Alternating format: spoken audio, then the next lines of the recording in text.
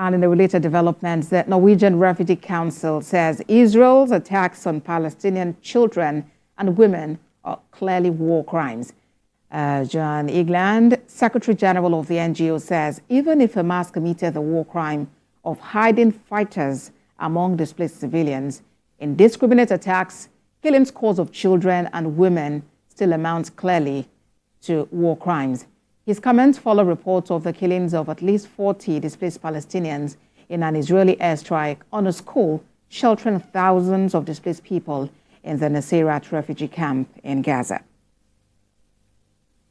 For more on the international troubling war between Israel and Hamas, global affairs analyst Kunle Falowo joins me now from Indianapolis in the United States. Thank you so much for joining us on World Now. Thank you for having me. In less than 24 hours, it will be 8 months since the Israel-Hamas war began. Daily, we hear of the most vulnerable, children and women, being killed. Humanitarian workers are not even spared.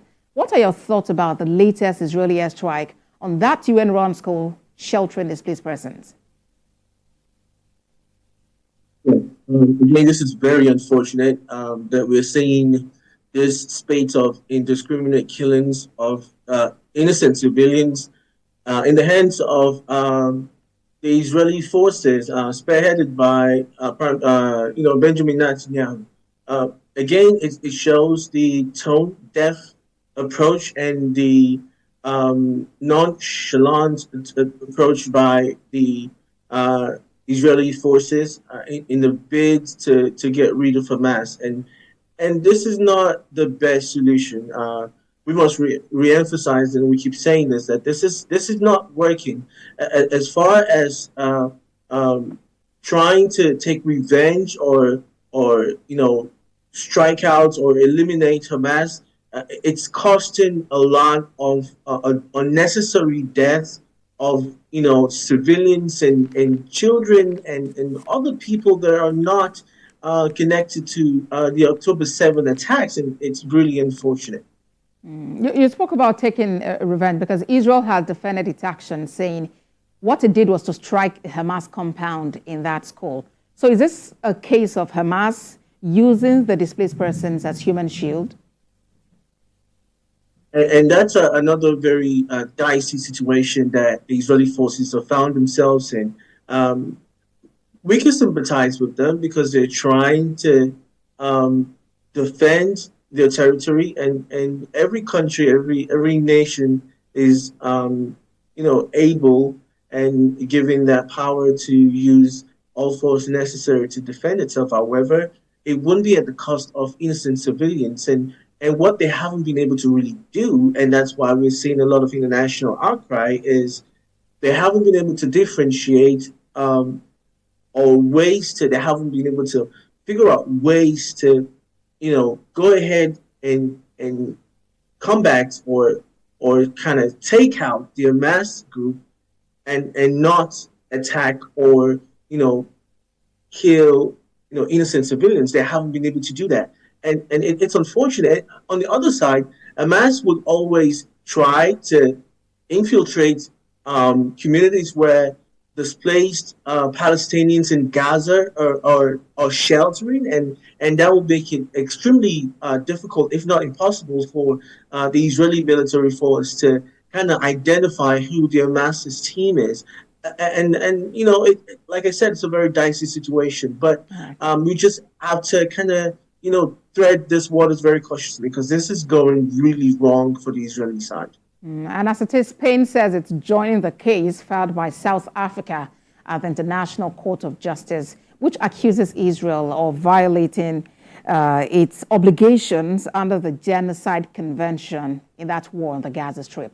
How do you see that move impact the quest for peace in Gaza and, the Middle East?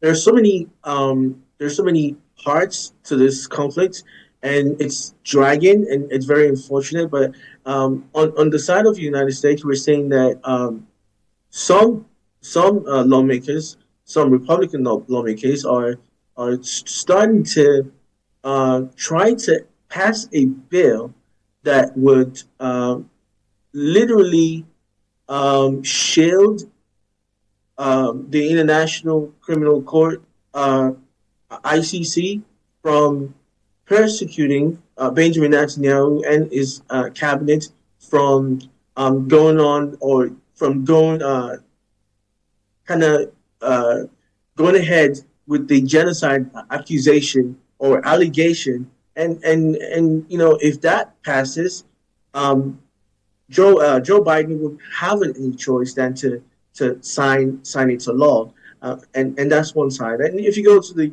European side, for example, in Norway, we're saying that lawmakers are coming out to detest and publicly detest what Israeli are doing in Gaza, and a lot of people are sympathizing with the Palestinians, which they have every right to, because we're seeing that it's a small population and people are dying consistently and constantly in the hands of the grenade and the rocket attacks by the Israeli side. And it seems like they are really throwing caution to the wind. Nonetheless, all of this litigation is going on. The only positive side is that we're still seeing ongoing negotiations between and conversations back though with the mediators and intermediary in the likes of the Qatari folks who are trying to litigate and mediate between Hamas and the Israeli side, and hopefully we'll find a resolution soon. But in the interim, the Israeli team needs to try and see, the people of Gaza as humans, and they need to, if not have a ceasefire, but they need to make sure that we have less of or eliminate just unnecessary killing of innocent civilians. All right. I must sincerely appreciate you for sharing your thoughts with us on World Now. I've been speaking with Global Affairs analyst Kunle Falowo. Thank you so much for your time on World Now. Pleasure having me. Thank you.